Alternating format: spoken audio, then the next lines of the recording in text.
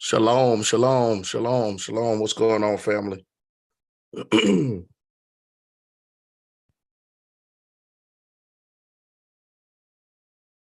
Shalom, shalom, shalom, shalom. What's going on, family? Shalom, shalom, shalom. All right, what's going on, everybody? Hope everybody's doing well. I'm just jumping in here just to so we can get ready to get started. I hope everybody's having an awesome and amazing day so far. I know many of you have probably just waking up. Many of you probably just waking up. All right, just waking up in the morning. Gotta thank God. I don't know, but the day seems kind of odd. Hope everybody doing well. What's going on? Shalom to everybody. Shalom to those out there, all the brothers and sisters that that speak the modern, those that speak the paleo, and those that also speak the Lashawan Kodesh. All right, so I'm pretty sure this is going to be a pretty interesting live. We got a lot of brothers and sisters probably going to be jumping in here. I have a guest who is not a stranger. He's been on here before. This is going to be interesting because this brings us to another conversation. And today we're going to lay down some ground rules and information on things. So definitely like and share and whatnot. So this is going to be definitely an awesome interview. Well, it's not even an interview because I interviewed him before, but this is going to be a discussion that we're going to get into. We're going to talk about the Kyrie Irving situation. And we're going to talk about the Zionist elite and the control that they're having and the control that is kind of slipping with the people. And so we want to definitely have that conversation. We're going to get into that. Shout out to everybody, man, that is coming in, that is joining. Shout out to you. Once again, I know it's early.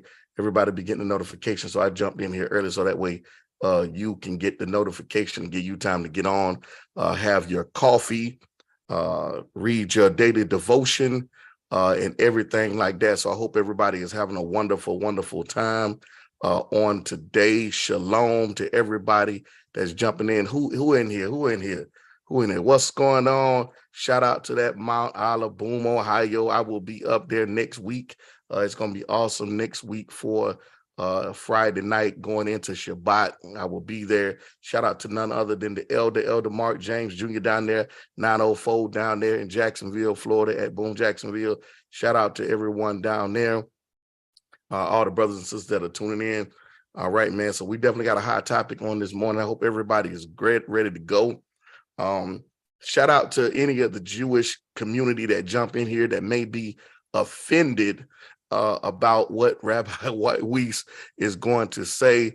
I know last time he was on here, he ruffled a lot of feathers with his, being an anti-Zionist and against the state of Israel. So, and that establishment in the 1948 situation. So I hope everybody is gathering up, and I know many of them probably gonna be offended because I did get some messages the last time he was on here. People did not like it, especially from that community. He is a Hasidic Jew, so if you don't know the Hasidic Jews, definitely out of New York City, you may want to definitely check them out, look them up. Their positions that they hold definitely some positions. I mean, he was so gangster. He was talking against even the modern language of Hebrew. I mean, he was going in the last time he was on here. So definitely be on the lookout for that. The discussion will get started here as soon as he jump on. But before that, let me get into a couple of videos, and I wanted to be able to share my screen so we can share a little bit real quick here before he jumps in. And I'm already on YouTube. He doggone move this thing out the way right here. All right, so let me get into a couple of videos here.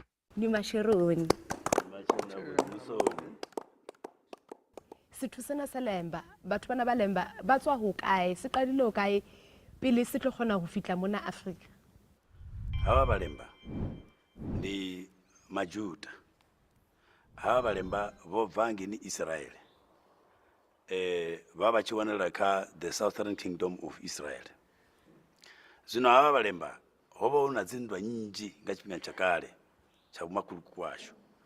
Zwino ho swika tshifhinga tsha musi hu tshi ḓo thubiwa havha vhalemba vha tshi iswa hangeni Mesopotamia nga ṅwaha wa 586 BC. Zwino havha vhalemba vha Buba, the Buba clan, the priest, ba ku dzhia havha vhalemba vha ita uri vha bve navho. By then they were called the Sinners. Arali vha tshi sedza hangei kha bugu ya Ezra vha ḓo vha wana havha vhasena musi vha tshi yo paṱulula muḓi hangeni Jerusalema, heiḽa mitsheto ye yawa vha tshi yo paṱulula hangei Jerusalema. Jwale papa ne re kopa o re tlhalosetse ka religion ya batho ba lemba. Rine sa vhalemba zwi a ṱula zwi a ila ende mulemba muṅwe na muṅwe ri khou ita khuwelelo kha mvelelo yashu ya vhurereli uri a huna mulemba no ḓo rabela muṅwe muya wa vhathu vho faho kale kana kholomo kana mbudzi kana thanda rabela mudzimu muthihi we ishi vho mutenda vha tshi khou amba ngaye. Zwino vhalemba ndi vhathu vhane vha tshi rabela mudzimu wavho vha ṱhonifha. Ndi ngazwo culture yashu i kha side la vhurereli a iho huṅwe. Ne re kopa hape le re tlhalosetse hore LCA, Lemba Cultural Association, e thomile neng le hore why e le hobaneng e le bohlokwa. My lady, shalom. My lady, say shalom. Shalom, shalom. Shalom, Shabbat, shalom. Shalom. Mafungo akoro.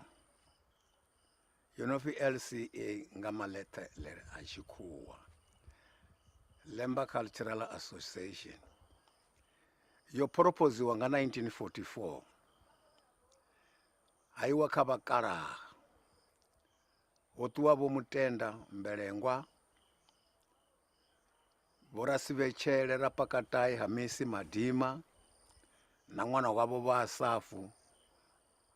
Batuwa na mwana wabo mtswale vokudzingana Petros.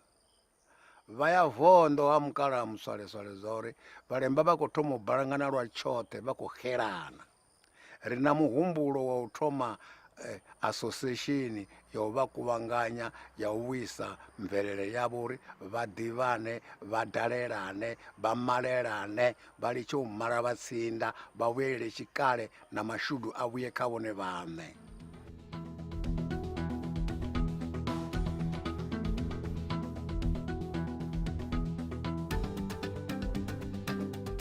Kamora dipapatso re ithuta ka mokgwa batho ba lemba ba pheyang ka teng. Jwale he dula fela gona moo o seke wa tšhintšha le channel ka gore ra khutla e se kgale.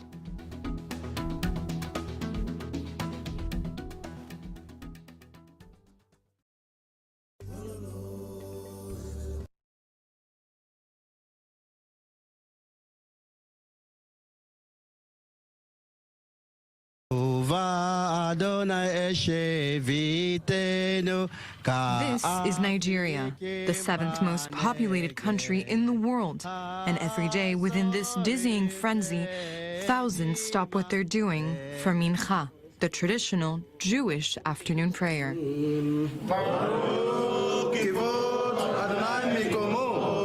This community of Nigerian Jews belongs to the country's third ethnic group, the Igbo.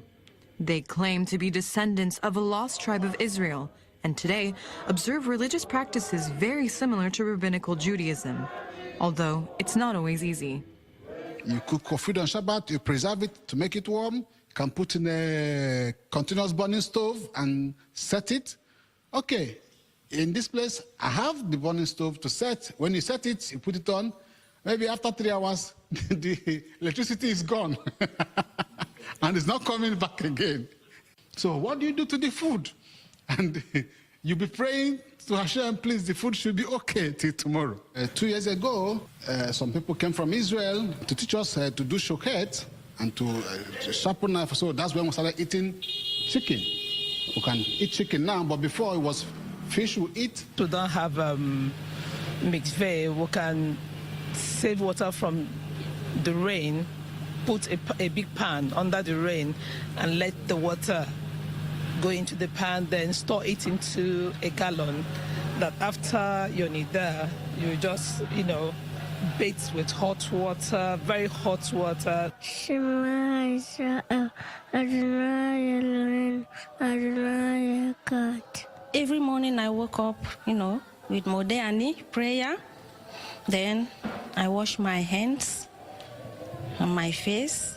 When we started, it's like a difficult thing for us, but we had to adjust. We know the importance of not touching your phone, not making calls, internet. This kind of modern age is very difficult for us, we young people, to go without technology. So we try our best, and we're good with it. We are doing it.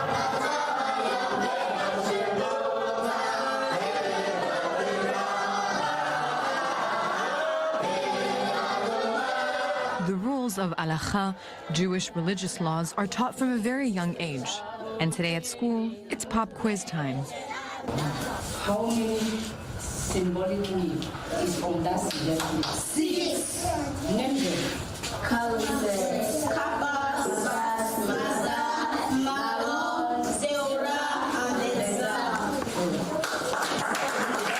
While some are ready to leave everything behind for Israel, and others live very happily here in Nigeria, one dream unites them all: to one day set foot in the Promised Land. I was so long for Zion, for the sake of the mitzvot, and for the sake of the holiness. And for this, we cannot stop yearning to live in Zion to perform Avodat Hashem there, according to the prescriptions. We desire to be there. If there's no opportunity, but we want at least to be going there once in a while, until it's time. I would like to be going, like during festival season, like during Pesach, Sukkot, all this season. I like to go to the Holy Land and come back to Nigeria, because I have some investment here. I have investment here. You understand? Panasa. Over a dozen rabbis, researchers, and journalists have come here to meet Nigeria's Jews to discover and evaluate their religious practices, but also to bring them books and knowledge. As we continue to quest about our roots, some Israelis start to come to Nigeria also to investigate this. And while they come, some of them come with talitot, and some of them come with sudorim. And from this, we started to learn to wear the kippot, to dress properly, to wash our hands. Being Jewish in Nigeria is very, very difficult, very, very hard, because every day you are persecuted, every day you are faced with 10 opposition. They don't want you even to mention the word Jewish. But here, we have this difficulty. Still, we are progressing, we're making an effort to serve Hashem, even in these difficult times. So is Nigeria's Igbo community Jewish or not? Israel has yet to dissect the question. Until then, the key word is hope.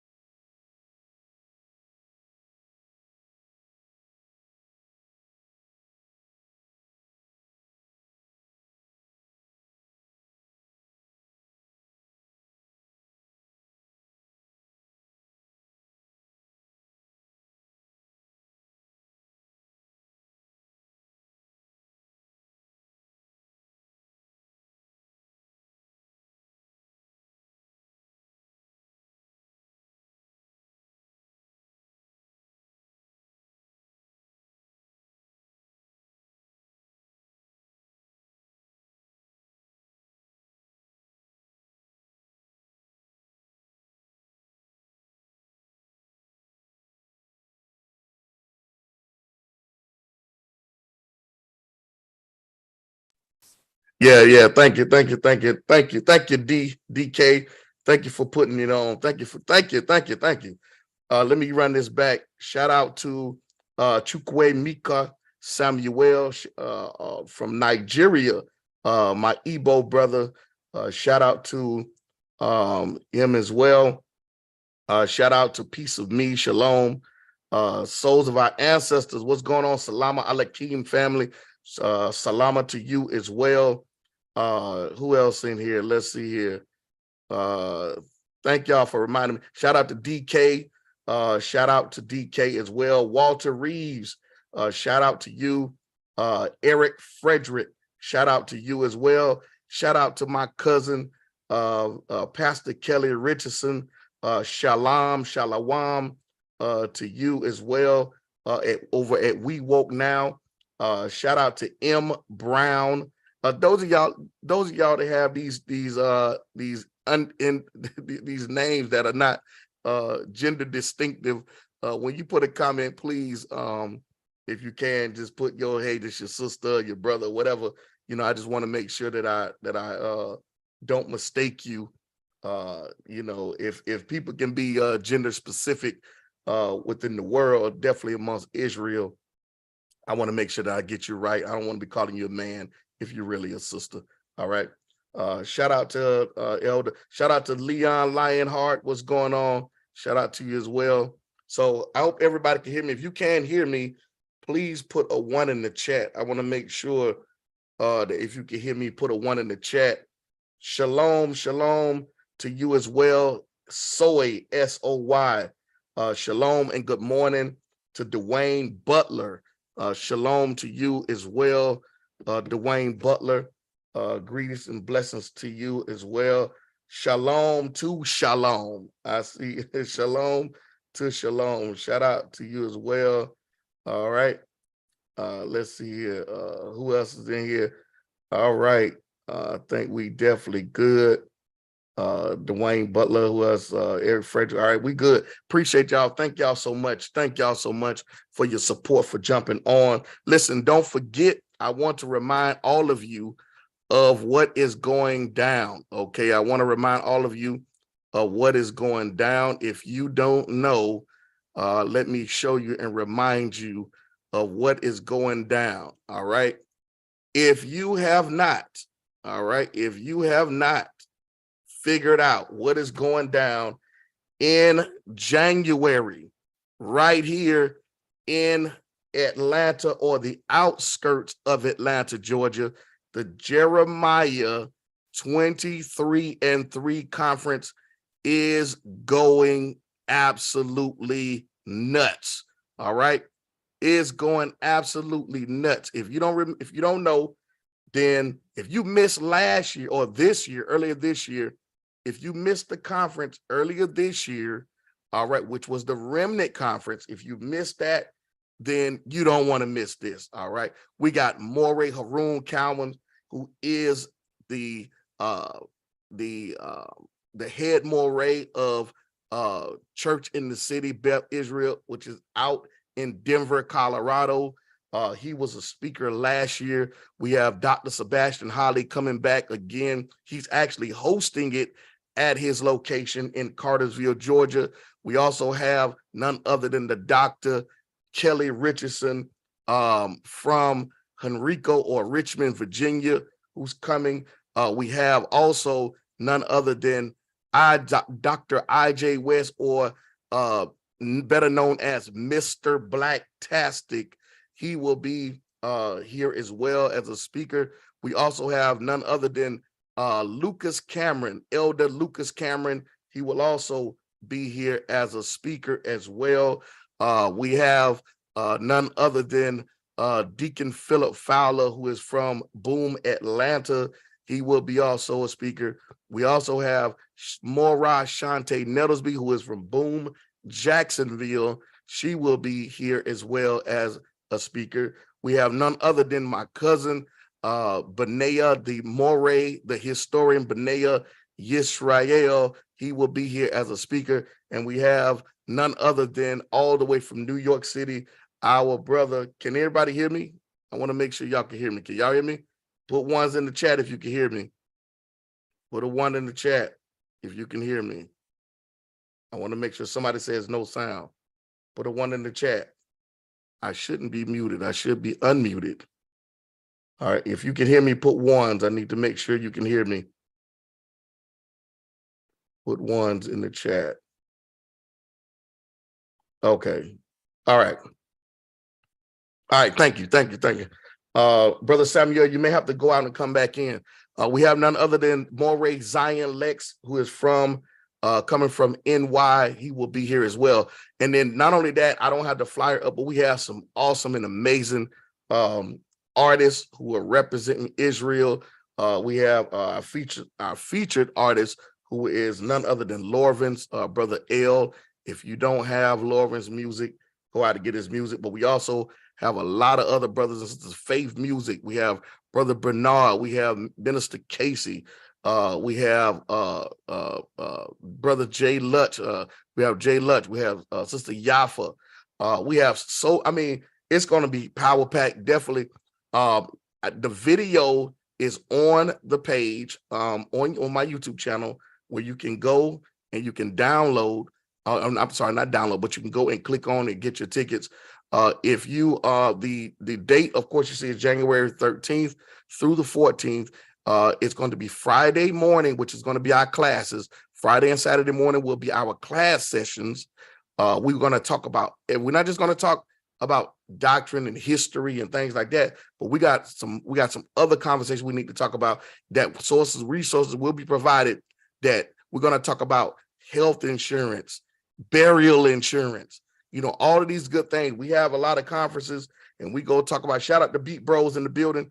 We have a lot of things that we talk about. We have books that we've written on history and culture and DNA and all that stuff. But when it comes down time for burial, getting buried, we don't have no resources, no information. It seems like no education when it comes down to that. So we're going to definitely be talking about that. We have our brothers in Israel who can give the information regarding those areas, all right, in dealing with that area of burial insurance, okay? Not only that, health insurance. Brothers and sisters, we have resources to talk about, man, in this day and age, how to maneuver, make sure you have a bank account, information saving. We don't want to leave no more debt, Joshua. We don't want to be infidels. We want to follow what the Torah says. We don't want to leave them debt as many of our forefathers have left us, but we want to leave them a blessing. We want that Deuteronomy 28, 1 through 14 to be manifested in our lives and in our children's lives. All right. So we got a lot going on that's going to be popping off. Again, the education and everything like that is going down, about who we are as a people, surviving in these last days and things like that. But we also need to have understanding to be and education to live for now in the present. We can't just think about the future and forget about the present. All right. So we got that going on. What's going on, Minister Casey, in the chat? Shalom to you as well. All right. So we're getting ready here, and we're getting ready to get up. Don't forget, y'all, listen, like and share. Okay. Like and share. Definitely. Like and share. All right. Like and share. All right. So let me stop this here. And I'm waiting on Rabbi Weiss to get on. Y'all trust me. He'll be jumping on. Shalom, Cheryl Moultrie. What's going on? Shalom. Shalom, the blood still works. Deacon Philip Fowler. Shalom to you as well in the chat. Y'all got to give Rabbi Weiss, Rabbi Weiss, some time. He's an older gentleman, so he's sometimes technology is a little, slower with those that are amongst the elders. All right. So we have to definitely make sure that we want to give him a little time to jump on here. Last time that was the case that we had. But listen, y'all, let me get some shout outs to also. I want to give a shout out to Kohen Hamadishi. Listen, y'all keep Kohen Hamadishi in your prayers.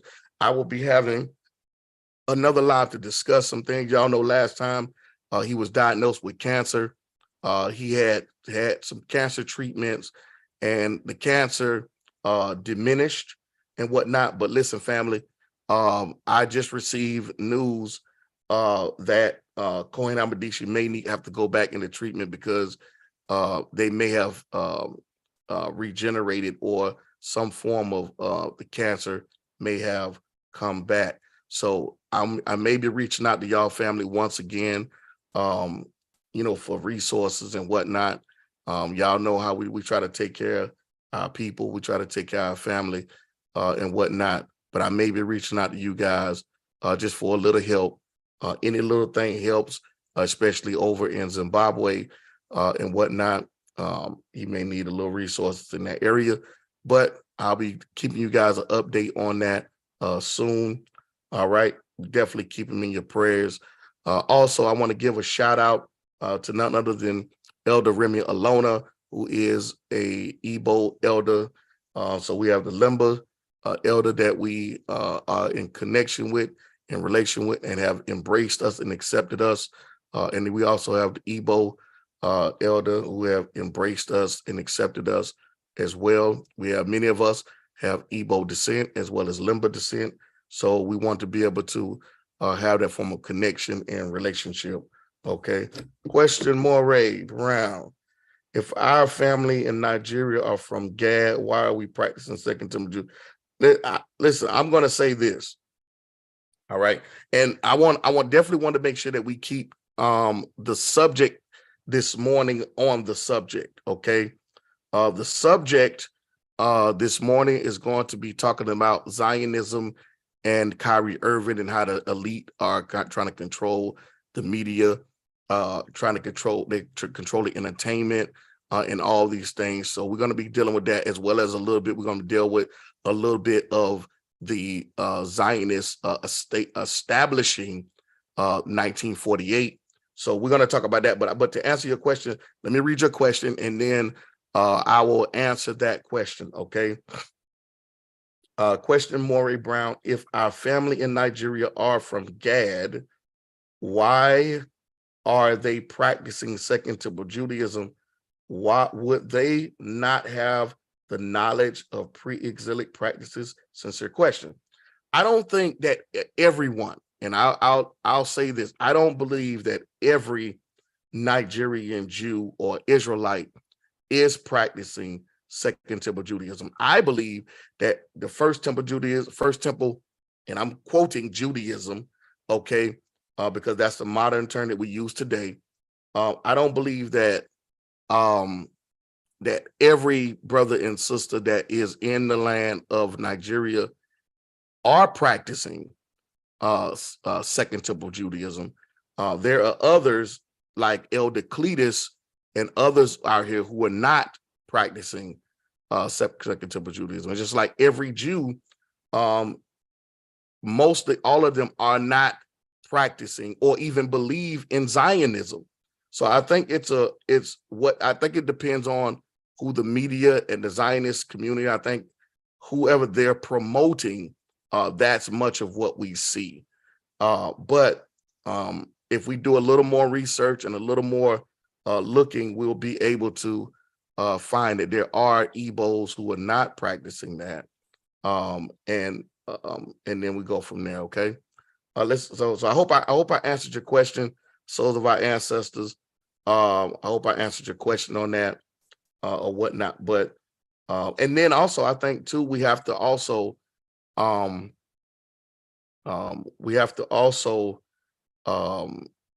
can I say this? We have to also determine what we consider pre-exilic as well. So I think that's a question that we have to determine as well about pre-exilic. So hold on for a second. Let me send a text here.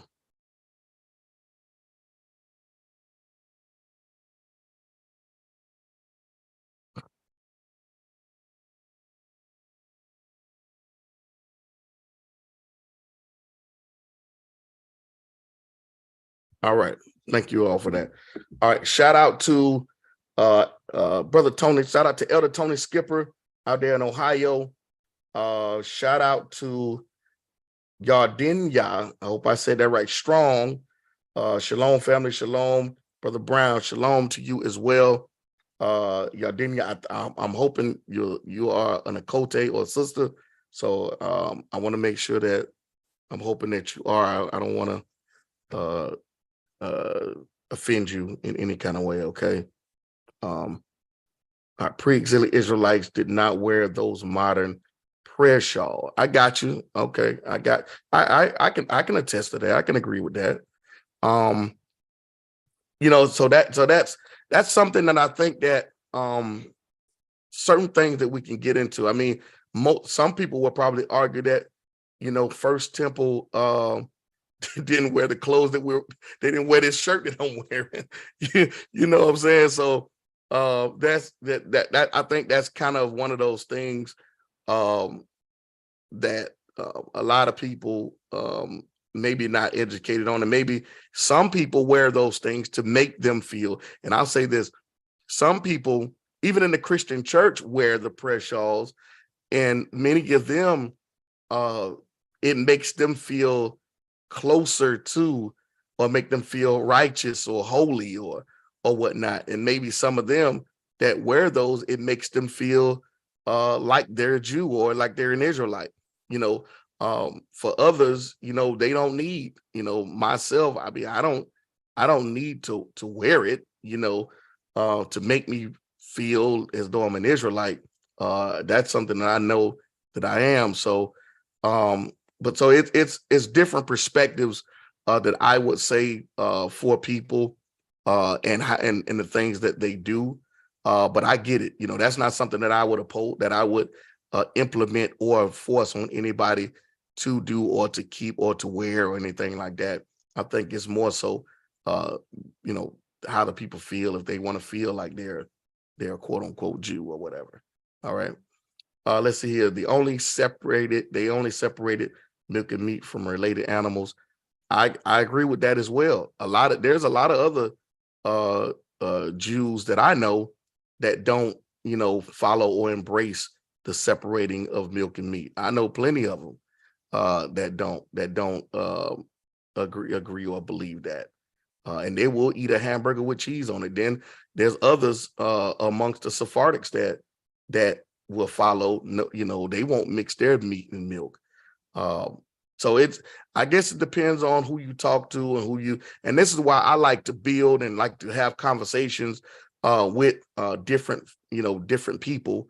And I know sometimes that's not a popular thing, but I like to do that because I want to know, what these groups believe, or, different groups believe and what positions they hold and different things like that. So I can make sure that I know for myself, I want to do due diligence myself to have conversation to find that out without particularly assuming that's the position that they hold or whatnot. There are other Jews like amongst the Hasidics, like Rabbi Weiss, who don't believe we should even be in the land right now, right? They don't even believe we should be in the land. They don't even believe in speaking modern Israel. They don't even believe in the Israeli flag. They're against the Israeli flag. You'll think that all Jews will represent the Israeli flag or want to have some connection to the land and all that stuff. They not even trying to go to the land. They stand in New York. They like, we ain't going over there. We're not going over there. So let's see here. Sister Strong says, yes, I know some in the Christian church where the pressure, I think, to make them feel more elite in the church. That's what I'm saying. That's why you would have to have a conversation and talk with whoever, or whatnot, to find out, the position and things like that and what they believe from that aspect. Just like all Israelites don't believe the same thing. But, if you, don't have a conversation with them, then, you would automatically assume that all Israelites had the same perspective. All of them believe the same. All Israelites don't believe that, Joseph is, Hamashiach's father, but some do. All Israelites don't believe in polygamy. Some do, so unless we have that conversation and find out who's who and where their positions are, I think that we do an injustice and have a bad form of judgment without having discussions to properly place people in the position and perspective of their biblical worldview. All right. So let's see here. What is it? Let's see here. Cheryl Moultrie says, wear the prayer shawl is truly an individual choice. I wear mine when I'm in prayer in my closet. Hey, Selah. Hey, see, she says she only wear hers when she's in her prayer closet. She doesn't wear hers amongst the public. Von Long, what's going on? Shalom to you as well. Beat Bros says it's another form of physical covering. All right. Minister Casey says, hope you feel better. Minister Casey says, I wear my shawl during special prayer moments. And these are Israelites. You know, these are Israelites who are saying they wear their, you know, he say where he is doing his prayer moment. You know, he doesn't, he's a part of our Atlanta assembly. He doesn't wear his doing on Shabbat. He doesn't wear his on Shabbat. But when he's at home, he wears his in his closet. I don't have no beef with that. You know, my only thing is if when we're trying to take something that is not doctrine and make it doctrine, and that's my only. If you wear prayer, I don't have no problem. You can wear it at home. You can wear it. I don't have no issue with that. But other people in their assemblies and temples, they may have that. You know, they may prefer that. You know, so you just have to know where you're going, and that's why when I go, like if I'm going to, like for example, my cousin, if I'm going to his assembly to teach, I know there's certain things within his assembly that they do. There's certain things that, you know, I'm not going. I know that they say Yahweh and Yahweh. So and Shalom and Shalawam. I know when I go there, that when I go amongst them, that I make sure that I maintain the foundation that is taught at his temple. So I'm not gonna go and say Yeshua or Yahshua or anything like that, but I can go to another Israelite congregation and teach and say shalom, you know, shalom and Yeshua. I go there and say that. They don't say Yahweh Shai or Shalom. So I know wherever I'm going amongst brethren, so I don't offend my brothers, that I maintain that I adapt to what they do and what they say, as long as it's in league with righteousness. You know, I don't have any issue or any problem, you know, when it comes to that. So I hope that helped a lot of you in understanding that there are different perspectives, different views that we can get along and we can function in without it being a major issue. And a lot of it is not a doctrinal issue, it's a preference issue. So it's a preference thing, preferential thing. So if it's preference, then, you know, there's nothing wrong with adopting or adapting to that. If it's a preference thing. There are other Israelites that I've been to their congregation and they say Jesus. And other Israelites won't even say that. They won't get down with that. And that's cool. But that particular Israelite community that I'm going to, that I teach, they say Jesus. So when I'm there, I say Jesus. It's just what it is. You know, there are other congregations that go to, they require you to wear fringes. When I go there, I wear fringes. You know, other congregations, they not with fringes. So I go there and I don't wear fringes. It just depends. Some congregations wear tzitzis. I wear tzitzis when I go. You know, it just depends on what's the preference. And that's not for everybody. And that's not something that everybody has to adapt and, you know, adopt. That's just the way we do it at Boom amongst our congregation, amongst our community. That's why our foundation is, scripture is becoming all things to all men. All right. So that's that as far as that. And so any other questions? Like, we got a couple of minutes here. I jumped on early to give the notification time, but if you got any questions or anything like that, you know, continue to drop them. Waiting on Rabbi Weiss to jump on here this morning. The subject of conversation is going to be talking about Zionism and the Kyrie Irving situation. You know, I would say, hey, what's going on? Carol Randall, Sister Carol Randall, shalom and blessings to you as well. Thank you for tuning in. If you have not subscribed to my channel, feel free, please subscribe to the channel, thumbs up, like it, and share. All right. Thank you all for all of your support. I do not take it lightly. I appreciate all of you and your support in everything that you do. I really do appreciate it. It is truly a blessing to be able to have support and have those to jump on. Shout out to all of those that will be watching later and watching those on the rewind. All right. Blessings to you as well. And so we got the Kyrie Irving situation jumping off, and I wanted to have a discussion, not just with, because I know, you know, amongst our people and everything like that, we've talked about it and things like that. But I think that this is a international problem. I think I truly believe that the way that they're controlling things, I think it's an international problem. Been to your congregation a few times and enjoyed it. Hey, thanks, Carol. Which congregation did you attend? Which one did you attend? I think it's an international problem. And when I mean an international problem, I think it's a problem amongst all people, the narrative in which they're trying to control things. And this is it's totally different. I have people talking about censorship and freedom of speech. This is totally different. This is a major problem that what is going on with all of this situation. Okay, we got Rabbi here. Okay, let's go ahead here. It's a major problem, and I believe that it is a international problem that we're facing. Hey, thanks a lot, Sister Carol. Hope you can come back to Shabbat again whenever you get an opportunity. I think we have Rabbi Dovid Feldman here. I think we have Rabbi Weiss here. All right, so I think he may be on another Zoom. Okay, cool. All right, whenever you're coming in, Rabbi, you can go ahead and jump in here. I see him on the video, but I'm wondering why. Hold on, y'all. Should have come in.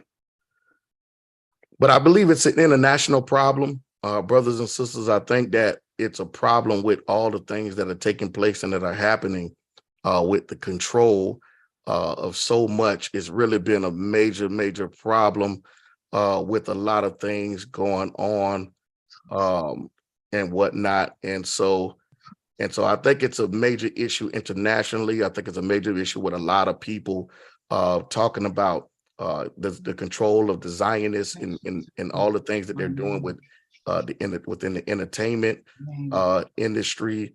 I think this is now has really shown us. We ultimately politically we've known about the Zionist control in politics, but I think that now we have I think the Most High has given us a greater view of how strong their hand is within the entertainment industry. Many people have been talking about this behind the scenes, but now I think that he's given us an opportunity to see it in the forefront of what's going on within the entertainment industry.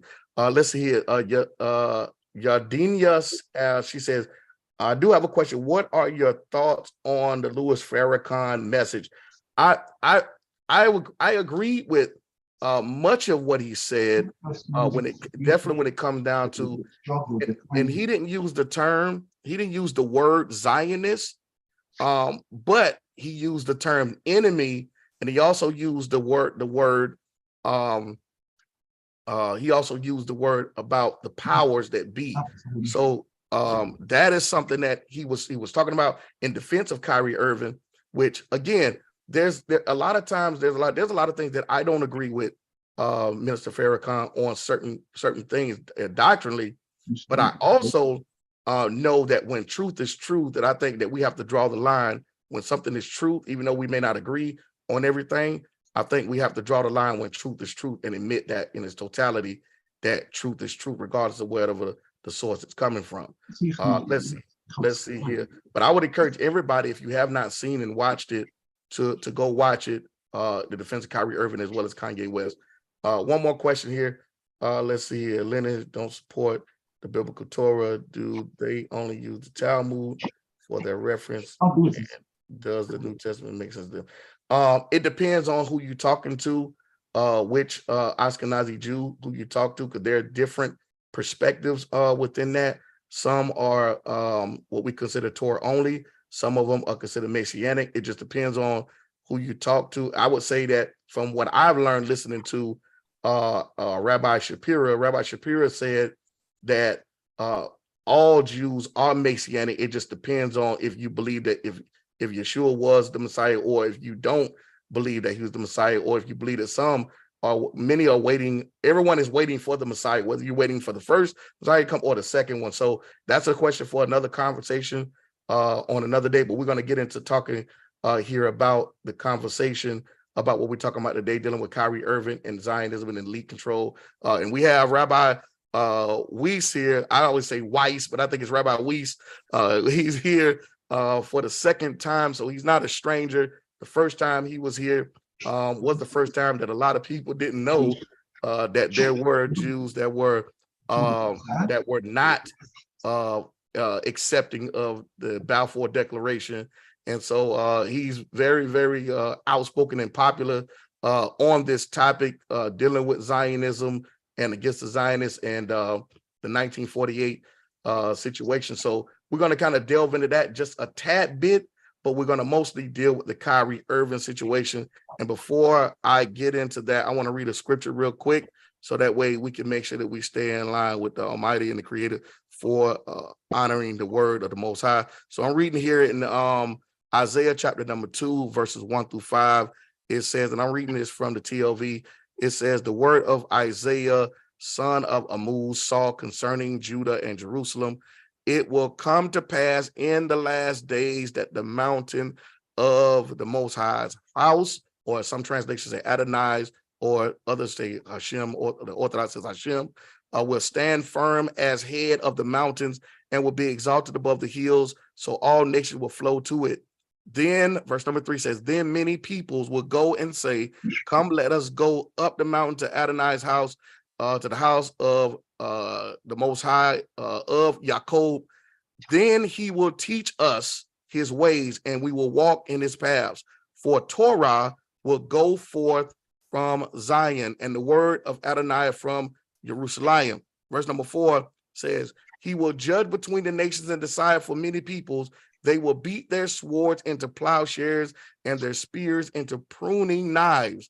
Nations will not lift up sword against nations, nor will they learn war anymore. And the last verse says, come, house of Jacob, let us walk in the light of the Most High, or Adonai, or Hashem. All right, so let's end on that. We're going to transition here. And let me get back over here to the video here. All right. Here we go. Well, shalom, everyone. We have none other than Rabbi Weiss here. What's going on, Rabbi? How you doing this morning? Thank God, thank God. My name is, well, it's a little hard, it's a little complicated, but in Hebrew, it's Rabbi Yisrael Dovid, and my family name is Weiss. Actually, Okay, you were right okay. the first time. Okay. Yes. All right. So Yeah. what is the preference for you? Rabbi Weiss is fine. Rabbi Weiss is fine. All right. Okay, cool. Yes. So And thank you very much for having me on your program. It's always an honor and privilege. I speak to many people, and it's really critical that people understand what the truth is, what the Judaism is, what Judaism represents, what it does not represent, what it stands against, because unfortunately, it's maligned, it's been really misrepresented and smeared in the dirt, the Jewish religion, our connection to God. It's all been falsified, and therefore I pray to the Almighty that he should bestow upon me his truth, his wisdom, and that I may be worthy of conveying his message, and so sanctify his name, and to hopefully attempt that we should be able to cleanse what's been damaged by basically, really today, you would say as a general rule, by Zionism and their spokespeople. yeah. Rabbi, I think that that before there was a lot of conversation that was being talked about over the past 20-25 years about Zionism and the elite's control within the political scope of things. But now I definitely believe that there's a conversation that has taken place recently in the past 10 years, maybe a little longer, but for the public, the past 10 years regarding the entertainment industry and the control over the media, the news, Disney, Fox, all of these different things that are going on. And there's been a lot of talk, but I think that as the saying, what's in the dark will come to the light. I think now we're starting to see the hand of theirs within the entertainment industry and the focus and the control that they have on things, even dealing with same sex, all of this stuff that is going on, the promotion on television of all types of wickedness. So what are your thoughts on their control within the entertainment industry? Do you think this Kyrie Irving situation and Kanye West, which we're going to mostly talk about Kyrie, do you think that's also God revealing the dark hand of the elite? Yeah, well, we're not prophets, and we're not.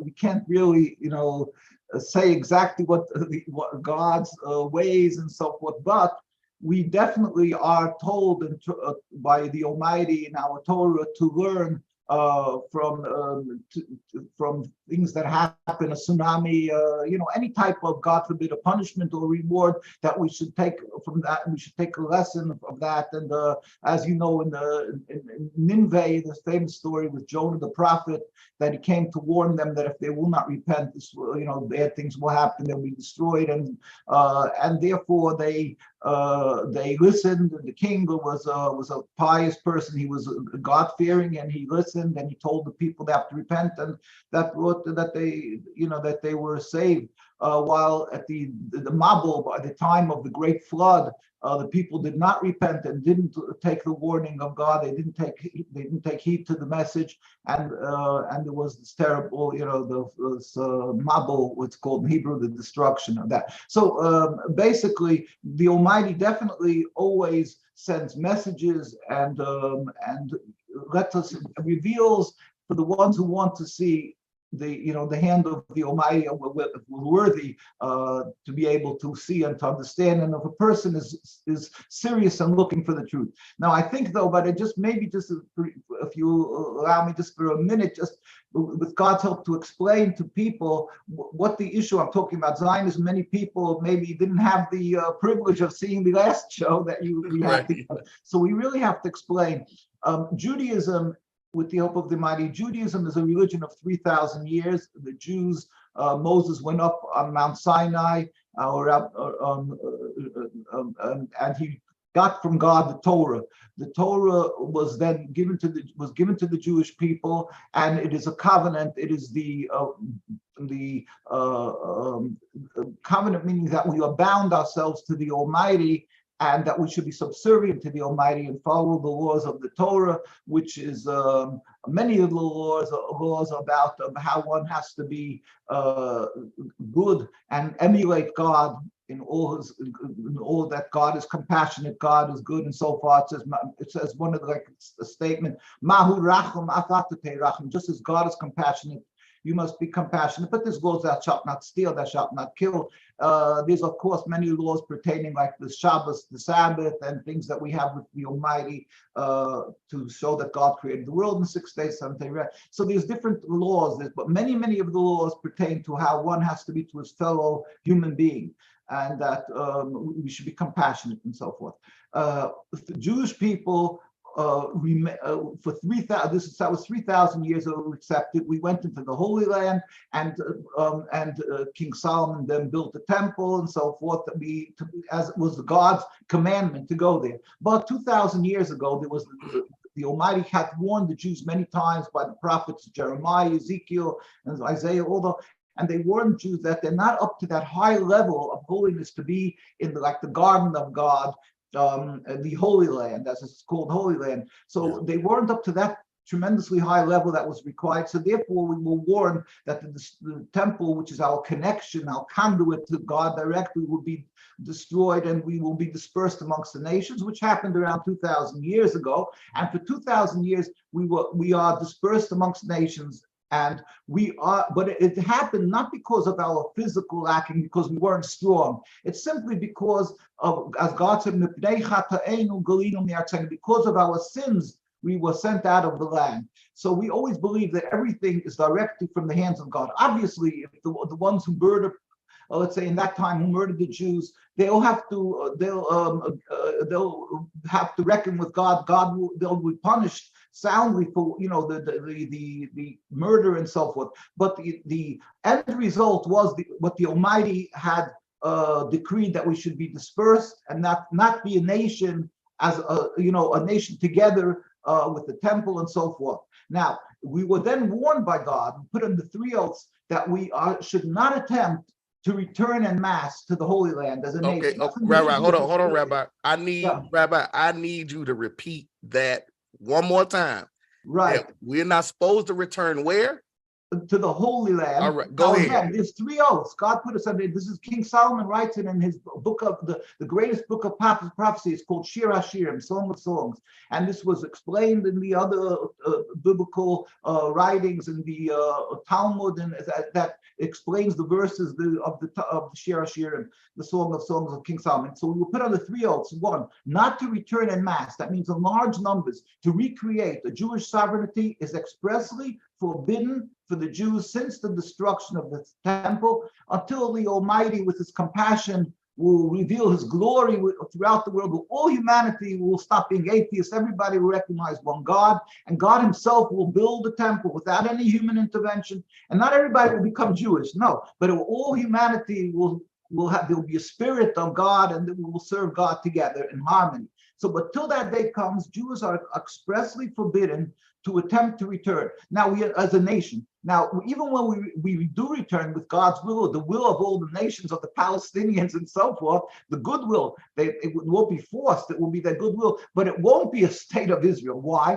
This state of Israel, let me just briefly state the other 2 oaths. The other 2 oaths are that we are not we should not rebel against the nations. In other words, we are dispersed amongst the nations. We have to be loyal and good citizens and pray for the well-being of every land on which we are, even if they tax the Jews more than others, and whatever it may be that Jews suffered in Europe, and they lived under very, very wicked leaders who really didn't let Jews have land ownership. They double taxed them and so forth. Still, we have to pray for their well-being and be loyal citizens. The third thing is that we should not make any attempt to leave exile. Basically, they're all about this exilic prohibition. Now, this is for 2,000 years, Jews went through many trials and tribulations. They went through the Inquisition. They went through the Crusades. And it happens to be that the Inquisition, in other words, they tried to forcefully convert Jews, and they burnt them at the stake, and they threw them out of all the many lands in Europe. But what happened was,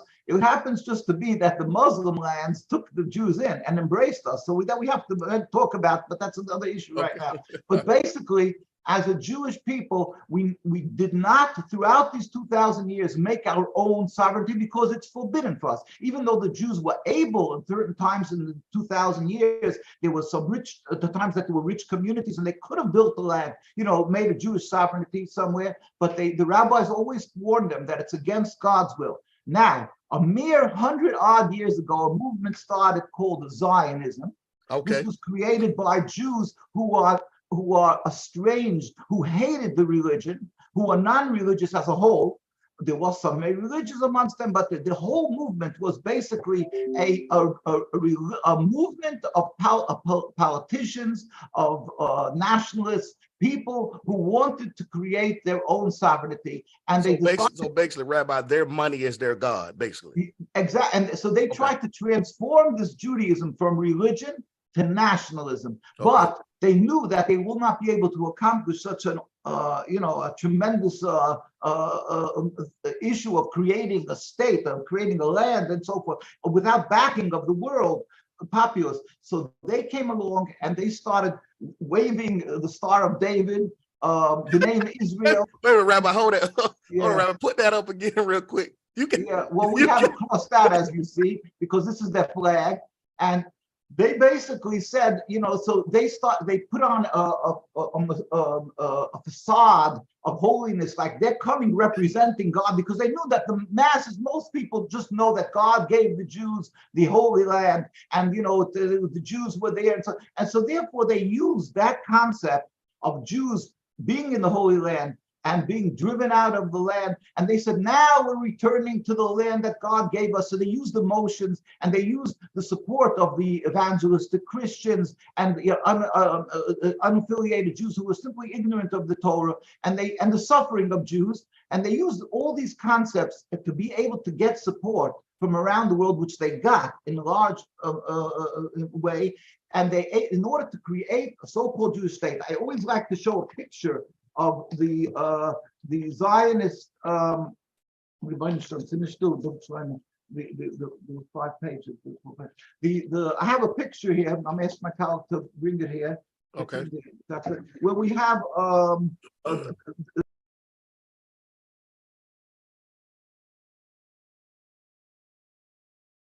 Rabbi, you muted. You muted yourself. You got to unmute yourself. You done got mute. Hold on, everybody. Rabbi, you muted. You muted yourself. You got to unmute yourself. We can't hear you. You got to unmute yourself. All right, there you go. This is I carry it around with me, so it's a little dog eared. But this is a picture of David Ben-Gurion, the first Israeli prime minister, reading the Declaration of Independence in 1948, the year that Israel was created, in Independence Hall. Now, if you know, this is a Herzl, Theodor Herzl, the father of Zionism, and they're all sitting here. I don't think there's one person who has his head covered. Now imagine making a Muslim state or a Christian state. You will see in the Christian state priests and popes, right? You'll see a Muslim state, you'll see imams, ayatollahs, something you'll see representing sheikhs. Here, you're seeing a supposed Jewish state returning to God, the prophets, and all the other holiness of the King David and all these things. You won't look at this. Well, Theodor Herzl looks like he has a beard, but it's like a beard like a goat's beard because he wasn't religious. In fact, he was totally against God. He said that he wrote in his own diaries on page 14. He wrote that they will gather together and he wrote in his diary that they should gather together and make a celebration. Here we have. I carry I have a lot of it's called a traditional Torah opposition to Zionism. It's historic documents, and I have against the Zionism. But this is, for instance, a quote from his diary, Theodor Herzl, page 14. He writes, "The way to solve the problem of anti-Semitism is to speak to the head priest of Vienna to get an appointment with the Pope to make a mass conversion of all the Jews of Austria to Catholicism." Wait a minute, hold on. It should be done on a Sunday in the middle of the day with music and pride publicly. We are the last generation that held on to the faith of our forefathers. The conversion would be in St. Stephen's Cathedral. Now, this is, he writes in his diary, imagine that. This is Theodor of Zionism, of the movement that this Zionism that's supposed to be the savior of Judaism. Now, now they created the state. And David Ben-Gurion was the first prime minister, and to tell the world that they are the continuation of the Jewish people and the Jewish what God wants. This couldn't be anything further from the truth, because God warned us: do not make a Jewish sovereignty. God warned us: do not kill, do not steal. So everything that is being perpetrated against the Palestinian people, everything that is being in the name of Zionism is one colossal crime. It is what the Arabs and the Palestinians call a Nakba. It is a catastrophe. And what they're doing is, in order to be able to continue this building and support, is constantly trying to get the world to see that the Jews who have suffered in the Holocaust, definitely we've suffered. My grandparents were killed in Auschwitz. Millions of Jews were killed, but they tried to make a line, an unbroken line. Rabbi, let me ask you this. Yeah. Let me ask you this. So are you telling me that all of this that is going on and the establishment and all of the deception, you telling me that even Christians were involved in supporting? So the modern day Christians who are supporting Zionism, they're involved with all of this stuff too?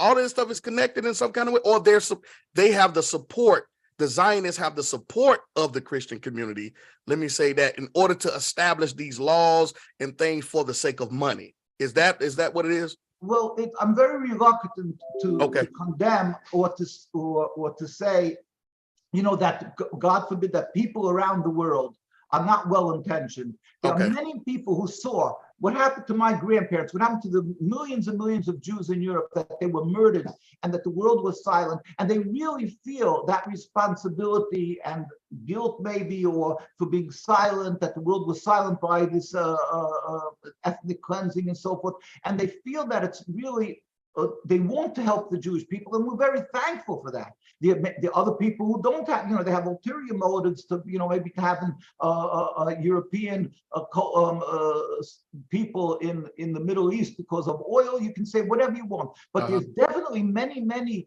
thousands and hundreds of thousands, and who knows, most probably millions of people who really mean well. But unfortunately, they are being totally conned and misled, because not only isn't that a favor for the Jews, and certainly it's a terrible suffering for the Palestinians, but what they're doing, they're making the Jews, by doing this, they are putting Jews up to drive a rift between Jews and the Palestinians, Jews and Muslims, Jews and people around the world, and between Jews and God. Because God told us we should not have a state, and it warns us that it will bring to catastrophe. So, spiritually and physically, it is a terrible, really crime and misdeed, this creation of the state. Now, our rabbis, from then till today, have been standing and demonstrating against this. Here you have our chief rabbi in the 1920s meeting the king of Transjordan. Here you have hundreds of thousands of Jews after they passed away, the last chief rabbi, and this is in the streets of Jerusalem and in the United States. Why don't we see this on national news? Is the Zionists controlling that? Well, you see, that's the point. The Zionists definitely have a big say. They own certain media outlets, and they have a big say in others, and they use intimidation, because if some person or reporter or newspaper will write about this, they'll right away use their tools. They're accusing people of being anti-Semitic, because, as I say, the general world. There we go. So I want to talk about that too. I want to talk about the term anti-Semitic. It just in a few we're going to transition to that. But go ahead and. But I would like to get to, of course, to the point that we're speaking now of. Yeah, go ahead, Rabbi. Yeah, go ahead. Because so what they do is. They have organizations, Anti-Defamation League, the ADL, and so forth, that we just was in Manhattan demonstrating against them. Wait a minute. Y'all were demonstrating against the ADL? Yes, just 2 days ago. Yeah, they had a conference, and we went and we demonstrated. Why? Because what they're doing is they're using the Holocaust, of course, but because that we suffered, and they constantly warn people, don't stand against the state of Israel, because then you're connected with the Holocaust. They use intimidation, the psychological intimidation. Now, what they do is they continually do this. They look, if somebody said a word, now we're not condoning, God forbid, we're not condoning when somebody speaks anti-Semitic. We're not condoning if somebody makes a reference and a link that says you should watch anti-Semitic. We're not condoning all of this, but the approach, the Jewish approach. In fact, we put out a paper against ADL, and it could be seen on our site, NKUSA. Okay, yeah, I definitely want to get that site. To explain that if somebody made a mistake, somebody did something. Hold on, Rabbi. Let me get the website. Let me get the website again. Hold on, I want to put it in the chat group. Okay. Yes. What it's NKU, what now? NKUSA. NKUSA. Like the United States of America. Is that .org? Okay. NKUSA.org. And you'll be able to see our demonstration just against now ADL and so forth. And you look at the Facebook link. On the page, you can look at the Facebook link on the page. Okay. Now, so basically what they do is they constantly look, and if somebody who could be, who's a very fine person, Kyrie Irving, and he said, I'm not an anti-Semite, he didn't mean it, but unfortunately, he's distributed something that was, which, like he said, he made a mistake about it. But he said, I made a mistake. Finished. He said he made a mistake, and he's not an anti-Semite, and he really feels bad about what he does. So that's the way the Jewish approach is. When somebody, you approach them, you politely, you try to appease. If they have some hard feelings, you express them. Now, we went to Farrakhan years ago. This was when he spoke out against Judaism. This was way back in 1999. We met with the Minister Farrakhan. Why? Because he started speaking against Jews, and people started attacking him. All these organizations, ADL, and all these organizations as anti-Semitic. So we went and we met. He said, "I don't want to meet with you." He said, "We're not going to apologize because you attack him." He's like a sort of a tough guy. So we said, "We're not coming here for apology. We want to meet with you." He allowed it. We met with him for 4 hours, and then we met with him many other times. And at the end of the conversation, he says, "I didn't know," and he apologized. He said, "I didn't get the whole picture out right." He didn't mean, when he's speaking about Jews, he didn't mean Jews. He was using the terminology because he, unfortunately, what the Zionists do in their approach and everything. So unfortunately, they like, in fact, Netanyahu, who may be again prime minister again by them. In this, we say the state is totally illegitimate and illegal to be, even if it would be under the greatest peace activist or whatever, because the actual existence is a crime against God. They're taking the lands against Palestinians. So it's neither here nor there who the prime minister is. But it happens to be that Netanyahu is a right winger, and all these other, blatantly an occupier. I mean, with all the all the rings and bells that go along with it. So anyway, so he when he was one of the ones, Netanyahu, that when he went, we went and we spoke out against them. So we went to Minister Farrakhan. Yes, and we met with him, and we said to him that what you are seeing is Zionist activity, Zionist in the name of Judaism. Now Netanyahu said, and he insisted, and he pushed through the laws that it shouldn't be called a Zionist state; it's a Jewish state. A Jewish state. He insisted that it's referred to as Jewish state. Why? You know why? Because he wants that when anything happens wrong, so if a person says the Jewish state did something, oh, you're speaking against Jew, you're an anti-Semite. That's what he wants, and it's not true. Now, many people who really have a love for Jewish people, why shouldn't they? We live in neighborhoods. We taught by God to be peaceful, to be kind, to do charity. You go many hospitals, you'll see a lot of names there, Jewish names who donate and everything. They're out to do good. Even in the civil rights movement, as you well know, there were many Jews involved, and Jews were murdered, and Jews were always out to do good. Zionists, on the other hand, are using the facade of Judaism to do bad, to do terrible crimes. But if he's going to say Zionists, then they're going to be vilified. So he decided that he uses the Star of David. He calls it the state of Israel. Israel was Jacob in the Bible, and you have to refer to it as a Jewish state, and therefore everybody's accused of anti-Semitic. And certainly when they dance with glee when somebody made that mistake. Unfortunately, who did something, he's made a misstatement, who did something wrong, but he right away apologizes for it. He has, he really feels bad about it, but they don't want to let it rest. They don't want to let it rest because they can use that as a tool to be able to condone their control. Yeah, it's a form of use later that hey, they send letters around to everybody that support us, send money to us because we have to exist. Because if it's not for us, Jews are going to be, God forbid, who knows what's going to happen to them. We have to have the state of Israel. So they're using the fear tactics of trying to put fearmonger. And see what happened was when they did that to Kyrie Irving. Right. At first, when he went, because basically he said, "Listen, I'm trying to study my heritage, my roots. I lost all of that doing slavery. I feel a connection to people in the Bible or to ancient Israelites or whatnot. I'm just discovering."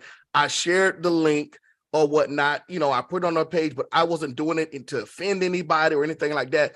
But so when the Zionists kicked in, they tried to push this agenda. What happened was they didn't expect the backlash of the people. There were even Jews as well as Israelites and others and African Americans and Africans and white people and everything. came against them. And when they start finding out that the boycott and all this other stuff may have been taking place, that's when they want to say, oh, well, we really weren't saying that. They even had people in the sports media speaking against this brother and saying, look, we need to condemn him. He's an anti-Semite. And he said, well, I can't be an anti-Semite when I know where I'm come from.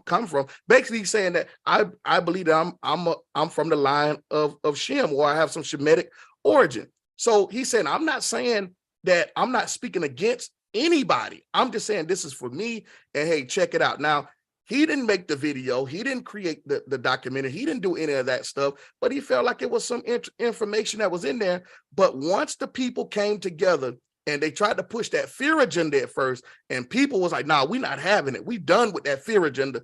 We already know what you Zionists are trying to do. Even though they didn't use the term Zionist, they used the system. And me and you, we know what's going on with that. But when the people came together, now it's backtracking. Now the commissioner is saying, oh, well, no, he's not an anti-Semite. Now the people that was condemning him and saying that he should be put to death almost, now they're saying, oh, well, we really weren't saying that. And this, so I think the power lies within the people against the power structure. If the people have an understanding and be educated on certain things, then there can be a form of, I don't want to use the term because Facebook might flag me, revolution or whatever, but it can be a spiritual and an educational power shift amongst the people, and not with the powers that be. What are your thoughts on that? Well, yeah, that's exactly, like I say, I love to hear when you say this, that you're sensitive to just like we have to be sensitive, to every humanity, to every person who's downtrodden and so forth, the sensitive to the issue of Judaism and the Jewish people, because, and like he was saying also, he really, sometimes a person doesn't realize he's a busy person. He's doing what he, in the sport, what he has to do. And he put out this thing, he was interested in his heritage. He's hurt from his heritage, what he saw. And he obviously didn't mean to do harm to Jewish people. And so when he found out that, they has things that are very bad, and that's fine. So he said, I have regrets on that. I apologize. And we have to, as a Jewish people, we should be saying to him, thank you very much for retracting, and saying that because you missed, what was in there, certain issues that are very sensitive for Jewish people. So we have to appreciate that he said that he took that back, and he didn't not even took it back, like you say, he didn't say these things. He put it out, and he says he didn't realize what it was all these issues. So again, the Jewish people have been always feeling the suffering of the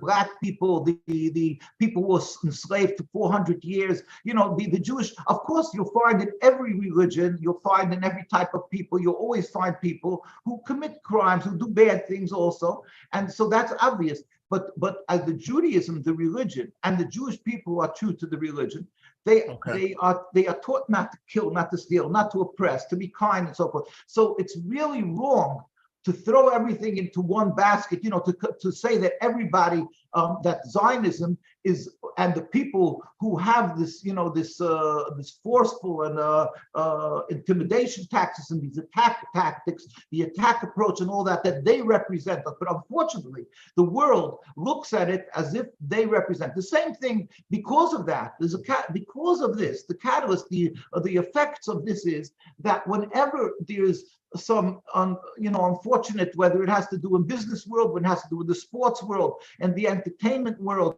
whenever people see a Jewish name, they think, oh, it's just one coalition, it's the Jewish people and everybody's involved. God forbid, even as us Jews, we hurt because of the immorality in entertainment. And it's in our schools, it happens to be that you're not even allowed television, smartphones are not, you'll see signs all over in our communities with I have this start, it was like smartphones are not allowed into the synagogues. They're not allowed. If a person has it, they have to have with a filter. If somebody needs it for business, and I can tell you on and on. We don't have movie theaters. It's all forbidden because we believe that this entertainment entertainment is immoral, you know? So you'll find Jewish names, but they are individuals. You'll find Jewish names in the business world who unfortunately don't do, you know, do bad things, but they're representing themselves. And or some people are from the Zionist, you know, the state, so they're representing the state of Israel. But this is all not is clearly not representing the Jewish religion. It's antithetical to our religion. It's contradictory to our religion and contradictory to the millions of Jews who oppose who are true to the religion. I show you. This is the chief rabbi who just passed away actually this last year, who was going to a demonstration against the state and was brutally beaten. We have pictures of our rabbis by all our demonstrations. You'll see that here they're spraying them with it's called stink water. It's chemical water that destroys their clothes. They're beaten with horses that just tread upon. They're assassinated. These are demonstrations in the Holy Land, and nobody in the media speaks about this. We stand out there. We're never armed because the Jewish religious communities, it's against our religion. We don't carry arms, and they're constantly beaten. But you see, Israeli police, Israeli army, and nobody says a word about this. This is so Rabbi, let me ask you this: is there a beef between the secular Jews and the religious Jews? Are the secular Jews on the side of the Zionists against the religious Jews like yourself? Well, it's a very complicated picture. Why? Because there's many secular Jews who are anti-Zionist because of human rights, because the Judaism says you should be, you know, human rights and so forth. But they're unfortunately they're unfortunately estranged from the Torah in many ways. But the very religious Jews who are true to the Torah around the world, universally, invariably, the very large communities, like I always point out, a community in New York, right across from Manhattan, Williamsburg, Brooklyn, the largest concentration of religious Jews, there's not one Israeli flag, because you have to be, if you are truly religious, you have to be opposed to the existence of the occupation, the existence of the state of Israel. Here's an old rabbi, here's young children. They're all beaten ruthlessly by the Israeli police, and not a word in the media. This is scandalous. Now, and because they're simply standing up against state. We have boys and girls. Every boy and girl who turns 17 gets arrested or becomes a criminal because they refuse to serve in the Israeli army. So if you ask if every religious, unfortunately, there is the fringe that are settlers, that are part of Mizrahi, that means the part of Israeli Zion, religious Zionists. And they're always in the news because they're the ones in the settlements. They're the ones that are supporting the state of Israel because Zionism fed that thought that God gave us the land. And they use a lot of idealists. So you'll have children who went to universities who don't know the religion, and they have people in every university that are called Hasbara to explain Zionism, and they have birthright Israel to bring them up to the state, and they teach them, oh, God gave us the land, and we have to give our lives to protect it and so forth. So they have settlers who are ready to give their lives. You know, they stand on the mountaintops, they're occupying, and they're always in the picture. So it looks like all the religious Jews support it. Well, they are a fringe group mainly from non-religious background, because from the very religious backgrounds around the world, we know that what they're doing is the most criminal cardinal sins that could be against God. So the very religious communities stand in unison against the Zionist state. Our hearts cry with the Palestinians. Our hearts cry when the ADL goes and attacks and embarrasses people. And even if the person turns around and says, I'm not an anti-Semite, I apologize, I didn't realize what I did was wrong, but they don't forgive them. They don't say, okay, he made a mistake, because they use the attacks on people to build their state and to get support. So Rabbi, so they've weaponized the term anti-Semitic. 100%. So basically this is a weapon, political weapon, that they've created in a way to use it to control people. it's a weapon. I always have to clause, the clause that I have to say is that let us always, because of many people, it's a sensitive issue that there. I understand. There is anti-Semitism, unfortunately. Right. I got it. And it's not acceptable anti-Semitism, but unfortunately they exacerbate. They make people hate Jews in many circumstances because of what their actions. The people come along and say Jews control because of what they see what the state of Israel does. Now there are some people who are in the deep parts, like the Nazis, who are simply haters of Jews, but they create animosity. Even they use the Holocaust for that same person, and you're right. They use it to the word control. Maybe you can use the word control. I'm using that. I'm focusing on the entertainment aspect of kind of what they did to Kyrie. I'm not saying that the term itself doesn't have a place. I'm just saying when they do use it, when they do use it. I'm not trying to disagree with you. Okay, I got you.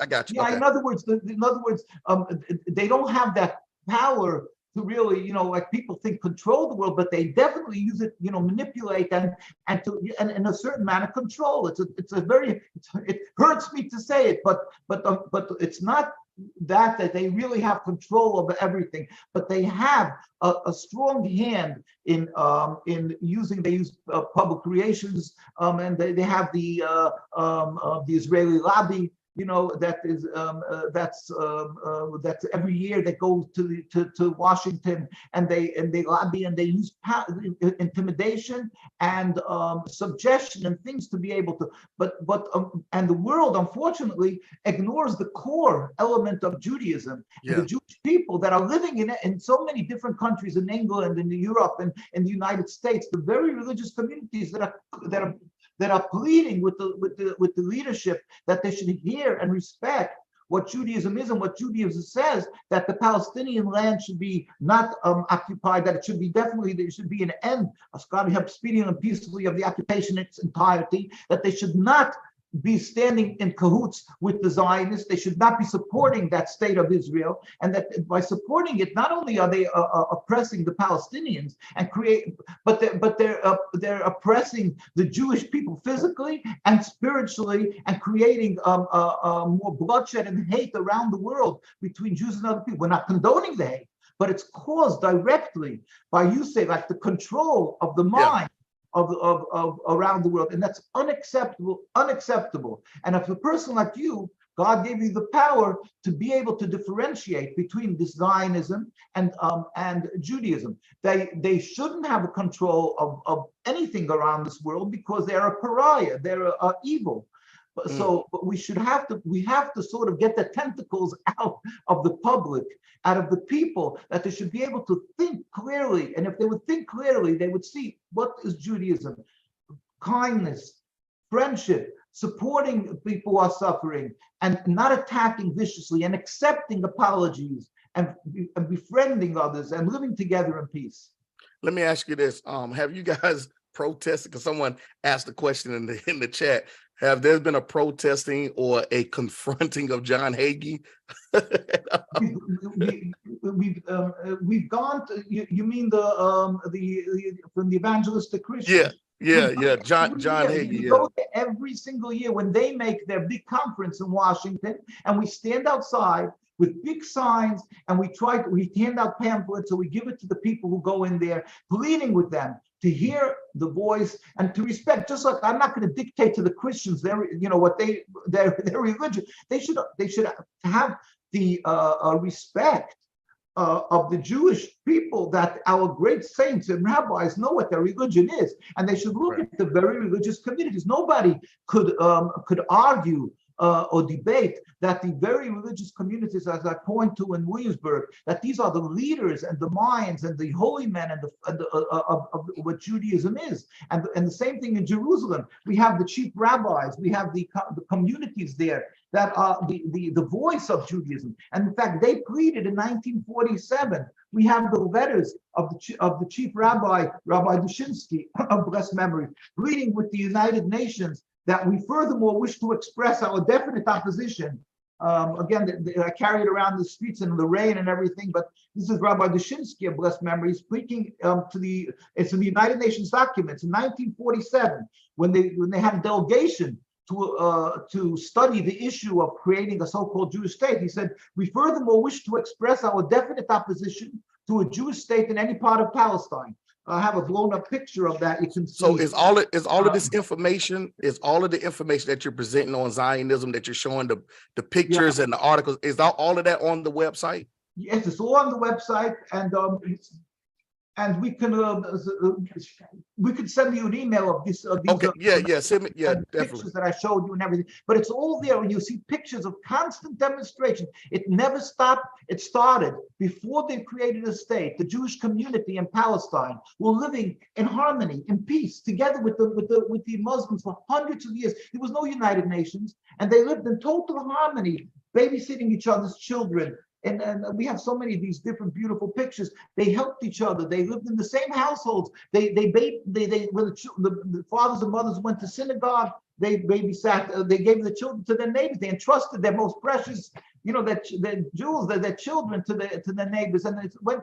And it was replicated, reciprocated the other way. Everybody helped each other and lived in peace. There was no necessity for armed guards and so forth. And unfortunately, Zionism came and turned everything on its head. They made a mistrust of one of the other. They used fear mongering. They used this mistrust, and they tried to equate the Palestinians who are suffering with the Nazis. I mean, it reviles this whole concept. What they're doing when the history attests that the Muslims and the Arab countries are the ones who embraced us for hundreds of years when we suffered in Europe, direct actions, against the Jews, the Crusades, I say, the Inquisition and so forth. And we lived and we flourished in Muslim and Arab lands and in Palestine amongst them, in Iran, in Egypt, Tunisia, every single land that you can mention, that you can think of. And we flourished in these lands. And then in Palestine amongst them was under the Turkish, it was under the Ottoman Empire. We lived together, we lived in peace, and all of a sudden Zionism comes and said, we're going to create this Jewish state, that God gave us, and all of a sudden they have to have armed guards and drones and God knows what, and all in the name of bringing peace. And because they're the moral ones, and they're supposedly a democracy that's predicated and created by the oppression of the Palestinians and beating of the Jewish people daily and arresting them because they refused to serve in the IDF and so forth, and continued by fueled on by accusing people constantly of being anti-Semitic, creating fear around the world and saying it's all just a terrible. Hold on for a second, Rabbi. Hold on for a second, Rabbi. To everyone in the chat, that if you just jumped on, okay, if you just jumped on, please make sure you go back and watch the beginning of it before you ask certain questions, because certain questions have already been dealt with and certain questions are not relative to the conversation that we're having. Okay.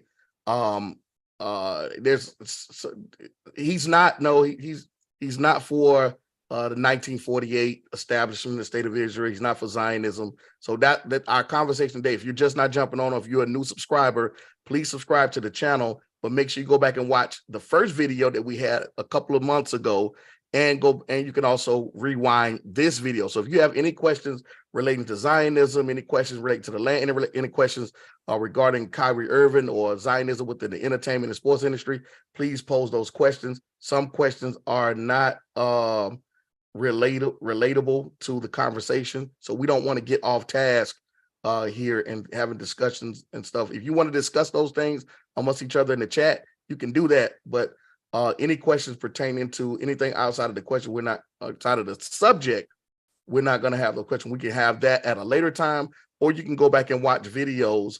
You can go back and watch videos with other rabbis that I've had on that can answer the questions that you have. I've interviewed several other rabbis on different subjects and topics. This topic is about Zionism. This topic is about Kyrie Irving. Okay. All right. Thank you guys for that. I just want to bring some clarity to all of you that are in the chat. Be respectful as well to each other. Hey, shalom, Sister Carol. Bless you, sis. Shalom to you. Bless you, sis. All right. So go ahead. Wait, did you have anything else you wanted to add to that, Rabbi? I'm not going to keep you longer. We have a few more minutes or whatnot if you want to go ahead. But thank you for jumping on again. Yeah, and again, we plead to the Jewish people that they should step back. If they're looking honestly for the truth, they should look at what the religion is and what the leaders of religion for all these generations who gave their lives for the religion, who are very serious about it. They send it to religious schools, they eat only kosher, they do they follow the modesty laws and so forth. And why is it that the very religious, all of them around the world, stand in opposition to the existence of the state? The more the religious, the more anti-Zionist. So one who's looking for the truth should, as a Jew, should not be following their emotions. That they say, oh, we suffered, therefore we have to have an insurance policy, we have to have a. They should ask why the ones who are knowledgeable of their religion, and again, the very religious, whether it's Hasidic, Ashkenazic, Sephardic, Yemenite, or the Lithuanian, the Brisk, the rabbis, the leaders of the Lithuanian Judaism, that's called Brisk, Soloveitchik, they all stood in opposition, vehement opposition to the Zionist state. In fact, we put out a book called The Rabbis Speak Out, which is a compilation of 130 years of the leading rabbis of religious Jewry opposed to Zionism. I'll quote one famous one. He's named the Chafetz Chaim, who's a codifier of Jewish law, very famous, and he passed away in 1933.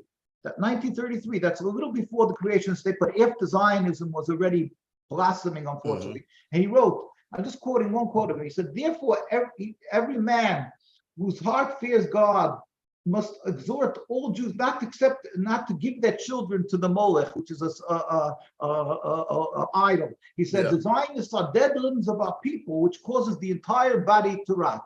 This is Rabbi Yisrael Meir Cohen, 1839 to 1933. He's very famous in the Jewish world. I'm just one of so many. We don't hear about it. I don't think the public and the public at large hear about many of these rabbis that you are quoting that who are anti-Zionist, that against the Zionism, whether it's in the land of, whether it's over in Palestine or in the land of Israel, or if it's in America. So that's a form of censorship, I would say. Exactly. Because they're not, you don't hear about these rabbis. Everybody think, oh, all the Jews are for the state of Israel and moving back to the land. Yeah, that's why I'm saying that you should really go to the very religious communities and see for yourself. You go to England, Stamford Hills in London. It's the most religious community there. They have a mosque, a synagogue on the same block. They're living together for years and tens of years in peace and harmony. And there's not, you won't really, I don't think there's even, maybe you can't see an Israeli flag. I didn't go through all the side streets, but it's almost impossible to find. The same thing is in Jerusalem, in the city of Jerusalem itself, in Al-Quds, in the old, where the very religious community lives. You'll see there's you'll go to the streets there, and you won't find an Israeli flag in there. On the contrary, they even hang Palestinian flags, and the police are constantly coming and ripping down the flags. Here you have this is in the Stop Zionist terrorist massacre in Gaza. This is in Mea She'arim, it's called. At the 100 Gates, it's called. This is the very religious communities. So, and we plead with the Muslim community. We really plead with them that they should really hear and understand that we as Jews cry with their suffering. We hurt with the suffering around the world that the Palestinians in refugee camps. We personally went to visit. We sent ambulances and other to Gaza. We had a representative when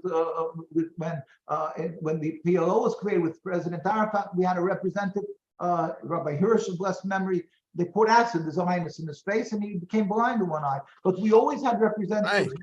We went there. We constantly feel with the suffering of the Palestinians, and the message should be sent to the Palestinians to know that we're there with them. We hurt with them. We pray to God that every day for that they should get back their freedom, their respect, the free Palestine, and that it should happen. God help speedily and peace. We urge everybody to pray to God, because ultimately it's in God's hand. It's in God's hand, everything, this world. So we have to stand up and not be intimidated. And when they accuse a person of being anti-Semitic, he should be understand. He should understand and say, no, you're wrong. It's anti-Zionist. Don't try to label me. And so we have to pray to God, because we have to do not be silent. Stand up for the people of Palestine. Stand up for the people, who are opposing the Zionism. But ultimately, let's pray to God, because in His hands He will bring a free and Palestine. We can live together in peace and harmony, Jews and non-Jews around the world, as we should be doing, and as God wants, and as we've been done so many years. Rabbi Weiss, he said, hey, if they accuse you of being anti-Semitic and you say, no, I'm not anti-Semitic, I'm anti-Zionist. Yeah, that's what it is. That's what it is. And I'm anti-Zionist, and because I'm a Jew, I'm proud to say I'm anti-Zionist, and it's my religion, and therefore we can never stop being anti-Zionist, and God will help, because God is compassionate. There will be an end. It says in the Torah, why are you rebelling against me? It will not be successful. This occupation will end. It's a crime. Yeah. We only pray to God that with His compassion, He should make it happen speedily and peacefully.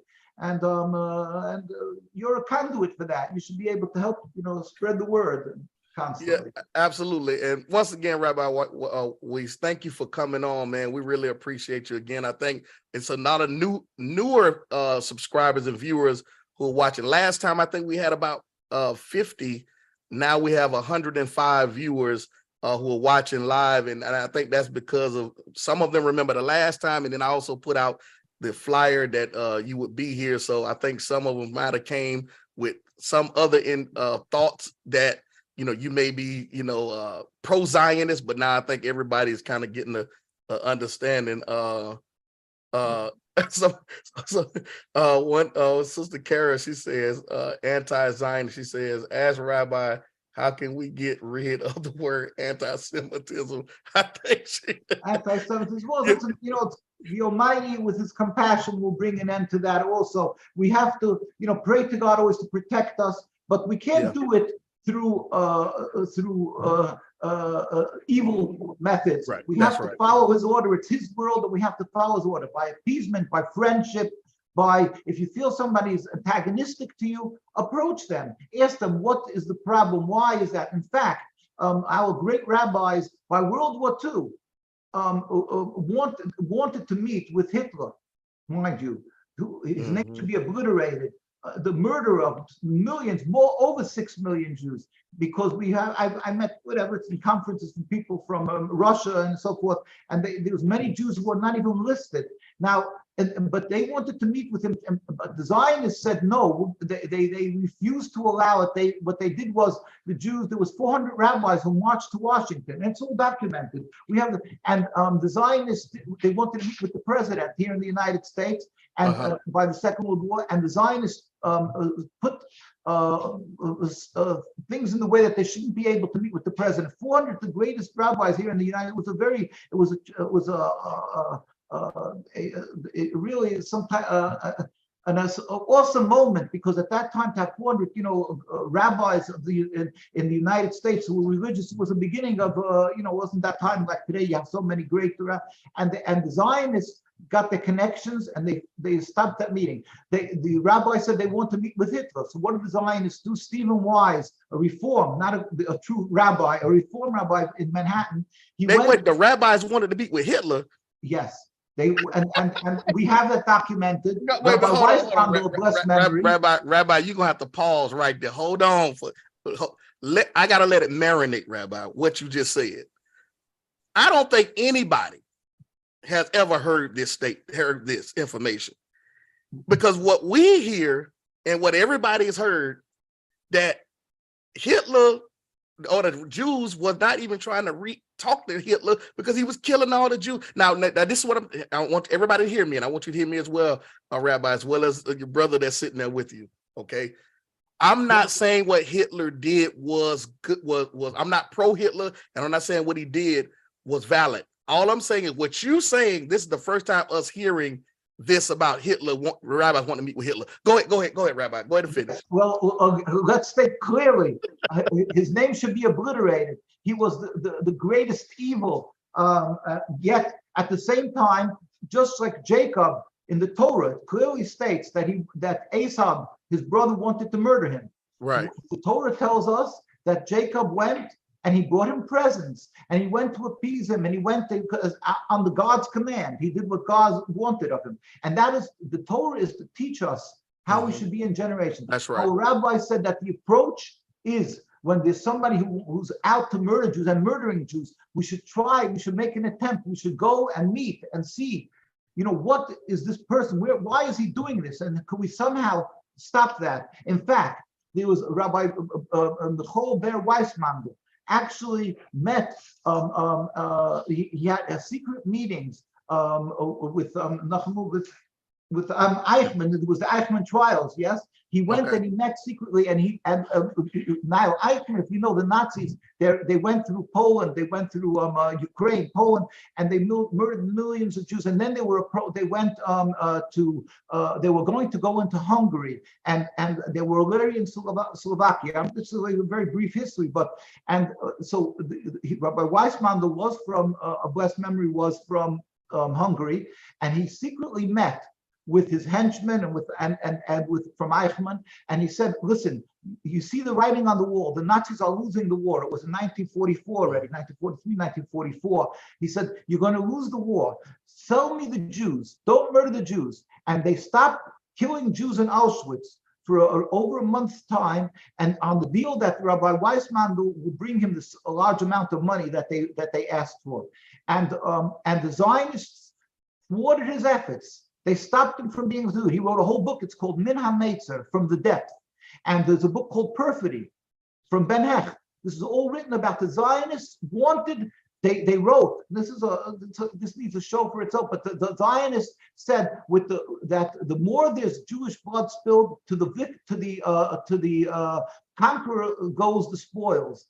So they said they knew that once the Allies are going to win the war, that in World War II, then they can divide the land, and they were hoping, as it did, that they'll be able to get Palestine, and they'll be able to get a land to create a Zionist entity. So they said the more the Jewish blood is spilled, the more they'll have. And not only that, now if you think, I'm just imagining, we have the quotes. It's called the Holocaust Victims Accused. We have the quotes, and I'm just going to quote one other quote. Now, what book is that, Rabbi? What book are you showing?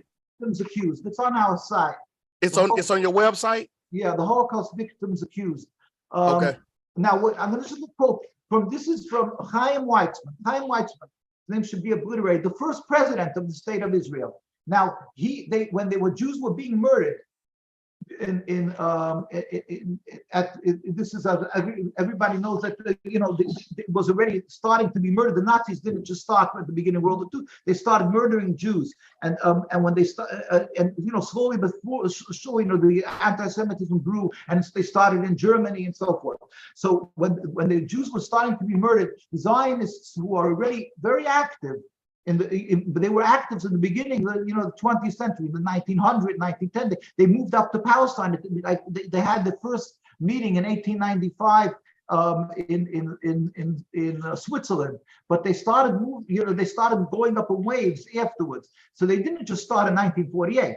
Now, when the Zionists, so they were very strong, a powerful movement. Now, against the religious were very strongly against them. Now, in 1943 already, when Jews were in 1939 and so forth, in that time period, when Jews was being murdered already by the Nazis. And so the Jewish groups had meetings, the Jewish rabbis, what are they going to do here? This terrible anti-Semitism growing. So the Zionists also had a meeting. And Chaim Weizmann, and this is quoted in the Jewish press, that's a Zionist paper, in October 18, 2002. It's in our book called the... where's that book? That's on the website too? Yeah, and he said, and I'm quoting now, the first president of the state of Israel, he said, Palestine cannot absorb the Jews of Europe. We want only the best of Jewish youth to come to us. We want only the educated to enter Palestine for the purpose of increasing its culture. Educated means doctors, scientists. So let me ask you. So religious. Let me just finish this quote. Okay. The other Jews, meaning just plain Jews, not the scientists and lawyers and doctors. The other Jews will have to stay where they are and face whatever fate awaits them. These millions of Jews are dust on the wheels of history and may have to be blown away. We don't want them pouring into Palestine. We don't want Tel Aviv to become another low-grade ghetto. In other words, me, I'm a ghetto too. Wow. President. Now he's imagine how dirty, how vile these words are. In other words, they didn't want Jews like me up there because we will spoil their plan of creating a state of Israel. They want only the educated to come, but the rest of the Jews, like me, they don't consider educated because we only study Torah. These type of people, they don't want them coming into Palestine. Imagine that. And yet they call themselves the protectors of Jews. They accuse Kyrie Irving of being an anti-Semite. Well, their hands are covered in blood. They thwarted the efforts. So when Rabbi Weiss had this meeting with Eichmann, what they did was they got him arrested. They saw that they should not get the money to the Nazis in order to save the Jews. Even though, of course, the Nazis are murderers, they're the devil, they're evil, but they were ready to sell the Jews of Hungary. In other words, my grandparents were killed in Auschwitz in Hungary. We're talking about close to 1 million Jews. They were murdered, and the Zionists' hands are sullied with their blood because Rabbi Weissmandel and the books are there, Perfidy and Menameter, they could have been stopped. It could have been stopped because how? By the rabbis dealing with the Nazis. And the Zionists, they thwarted these efforts. So that's just one of many. At the beginning of, by the way, of the Holocaust, they worked with the Nazis at the beginning because at the beginning in Germany, they wanted the Jews thrown out because these were the type of Jews, non-religious, doctors, lawyers, they wanted them sent to Palestine. So they worked in cahoots with the Nazis at the beginning. But that's a whole different story. So I'm just saying. Wait, the Zionists, are you saying the Zionists worked in cahoots with the Nazis? Yes. Now, I'm not saying every Zionist. Right. I'm not saying every Zionist was like that. But the Zionists, in fact, their newspapers were not closed. When the Jewish newspapers and so forth were closed in Europe, the Zionists were able to keep their newspapers going. We could see that in the Holocaust Victims Accused, and there's many other books like that. The fact is that we have the writings of the Zionists. They are not our friend. They are not the friends of, obviously, not the Palestinians, but not of the Jews. They are our bitter enemy spiritually. They are destroying the Jewish heart. They are destroying the minds of Jews. They are destroying the what people call humanitarian. They are destroying what the Jews, because Jews are told that the Arabs, the Muslims, the Palestinians are out to kill them. So they drive this rift between us. So they got. So you're saying they got. You saying they have the spirit. I have you met with Kyrie Irving? Have you met with him or had an interview with him? I haven't, but I would like to. Oh, so you know what? Arrange when we'll get to make a thing. We should have a meeting together with him and. Definitely, yeah. And we'll be able to discuss these issues. Okay. Yeah. We'll try to make that happen. Yeah. Anyway, but really, we plead with the world to understand the difference, and let us try to bring the hearts together again, and not always remember not to confuse Judaism with Zionism, or what, God forbid, the Jewish people are not out to take over the world. The Jewish people are out to serve God, learn Torah, be spiritual, be holy, do kindness to others. In fact, we're forbidden to stand, to be out in the public there to dictate to politicians. We have to pray for the well-being of the land and the good of all mankind. Okay, Rabbi, we got one more. I'm gonna take this one question, and I'm gonna let you go because I got to get out of here as well. And we'll definitely have you back again if you're open to that. Let's see here. The question is, we woke now. He says there are coins that has the swastika and the Zionists. Is it safe to say that the Nazi and Zionists are simply political groups like Democrats and Republicans? You muted, Rabbi. You got to unmute yourself. Hold on, you muted. Can't hear you, Rabbi. Can't hear you. We can't hear you. You're muted.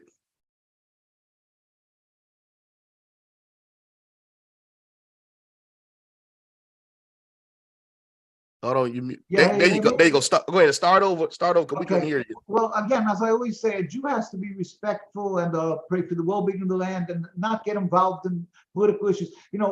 So I don't like to compare, with the different political parties and things like that. But again, Zionism is not Judaism. It is a transformation from religion to nationalism, and it's forbidden according to the Torah, both to occupy other people, to kill, to steal, It's forbidden to even have a Jewish state, even in an uninhabited land. It's forbidden to have this concept of a Jewish sovereignty.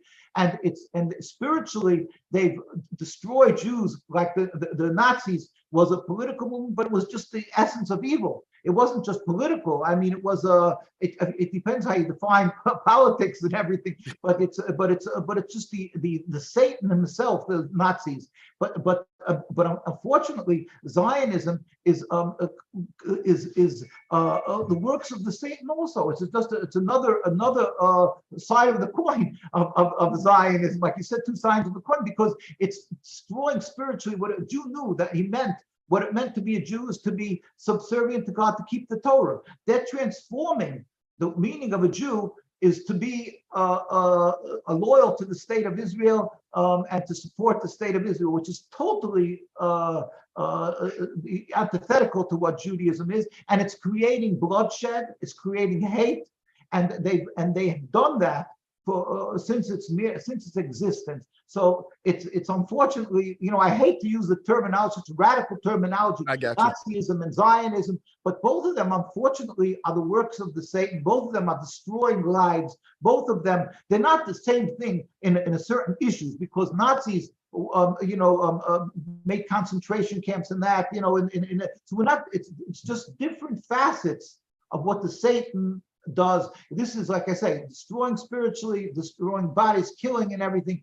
As far as the Palestinian goes, the Zionists will be happy and celebrate if they can rid the whole land of Palestinians. They're not out to do what the Nazis did to the Jews, which was to burn all the Jews and kill them, and they didn't let them escape. They hunted them out in the house. When Jews tried to escape, they hunted them and killed them. And they paid rewards to every Jewish person. So there's of course differences between Nazism and Zionism. Both are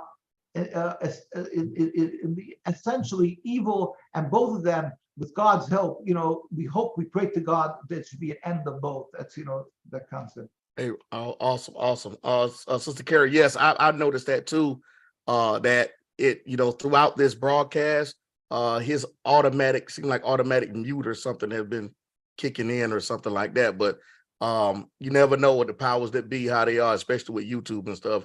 But thank you so much, Rabbi Weiss. Thank you so much for jumping on.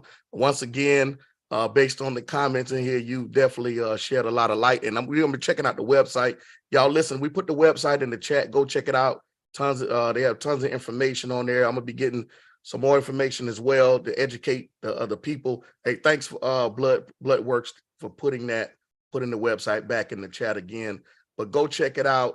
If you have not, go on YouTube and search Rabbi Weiss. I'll put some of the links to some of his videos on with some major. So I really appreciate him for jumping on here, because he's been on some major platforms and whatnot and have spoken. So thank you so much once again, Rabbi, for your time, and everyone. Thank you all for tuning in. We really appreciate it. We're going to get ready to jump off here. I got to get ready as well. And so, Rabbi, any last words before we get out of here? And once again, when I come to New York, I'm gonna hit you up on your cell.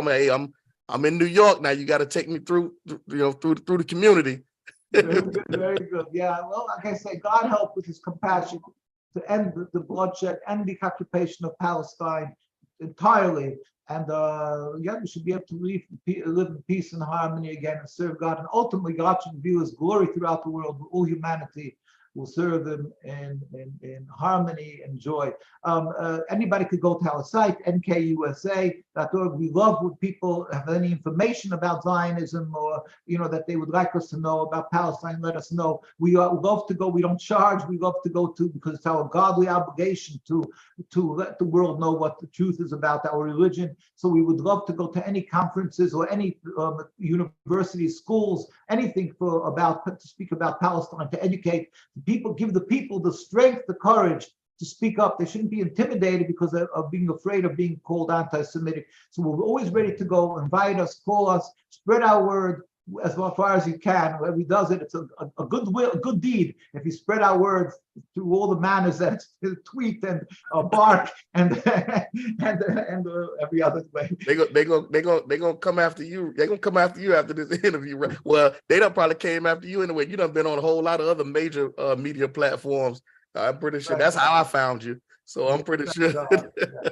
We've been a major in the Muslim countries. We've been in Durban, South Africa, by the big conference against racism. We've been, thank God, we had we spoke there, and we've been, to the different, whether it's Shiite or Sunni. We were invited by the Grand Mufti of Azhar. We were in Lebanon by all these great meetings, and everybody embraces us because the ones who are knowledgeable in the Muslim community knows that they're on the contrary. They love Jews. They have no hate, and they want to bring peace. The ones who know, it's only the politicians and these guys who are trying to create this rift that to be able to support the ongoing occupation. All right. Well, thank everybody for tuning in and joining. This is Rabbi Weiss. He's out, and I'm also out as well. Rabbi, stay on for at least 30 more seconds when we end this discussion. Thank you guys once again. Don't forget to share it in all the groups, all the platforms, and also don't forget to subscribe to our channel. Once again, we will have him back again as well. And so definitely thank you all for jumping in. Thank you all for your kind words and your support as well for Rabbi Weiss as well as myself. Appreciate